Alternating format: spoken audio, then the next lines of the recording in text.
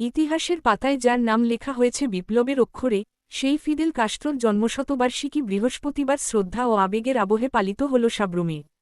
পুরাতন টাউন হলে আয়োজিত বিশেষ অনুষ্ঠানে উপস্থিত ছিলেন ভারতে নিযুক্ত কিউবার রাষ্ট্রদূত হুয়ান কার্লোস মার্সান আগুইলেরা। তার উপস্থিতিতে যেন দূর ক্যারিবিয়ান দ্বীপ কিউবার সঙ্গে সাব্রুমের মাটির এক প্রতীকী সেতুবন্ধন তৈরি হয়। সকাল 11টায় শুরু হয় মূল অনুষ্ঠান। প্রথমেই ফিদেল কাস্ত্রোর প্রতিকৃতিতে পুষ্পার্ঘ্য অর্পণ করে শ্রদ্ধা জানান অতিথি ও উপস্থিত নেতৃত্ব। অনুষ্ঠানে উপস্থিত ছিলেন সিপিআই এম পলিটব্যুরোর সদস্য জিতেন চৌধুরী, প্রাক্তন সাংসদ শঙ্কর প্রসাদ দত্ত, কৃষ্ণা রক্ষিত সহ বিশিষ্ট ব্যক্তিরা। আলোচনায় উঠে আসে ফিদেলের বিপ্লবী জীবন, রাজনৈতিক আদর্শ এবং কিউবার ইতিহাসে তার ভূমিকার কথা। বক্তাদের কথায়, ফিদেল শুধু একটি দেশের নেতা ছিলেন না, বিশ্ব রাজনীতির এক অগ্নিময় অধ্যায়ের নাম।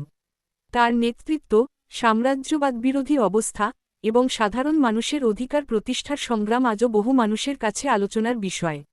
অনুষ্ঠানে ভারত কিউবার ঐতিহাসিক বন্ধুত্বের কথাও স্মরণ করা হয়। রাষ্ট্রদূতের উপস্থিতি ঘিরে স্থানীয় মানুষের মধ্যেও ছিল বিশেষ উৎসাহ। কাস্ত্রোর জন্মশতবর্ষের এই আয়োজন তাই কেবল একটি জন্মদিনের স্মরণ নয়, বরং ইতিহাস, আদর্শ ও দুই দেশের বন্ধুত্বকে নতুন করে স্মরণ করার এক আবেগঘন মুহূর্ত হয়ে উঠল সাব্রুমে।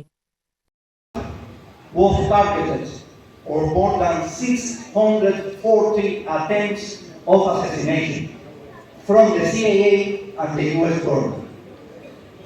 আমরা জানি যে Fidel Castro, for example, against the tourism, the mining sector, the chain logistics, everything, in order to cut all the financial income that Cuba requires for their daily life.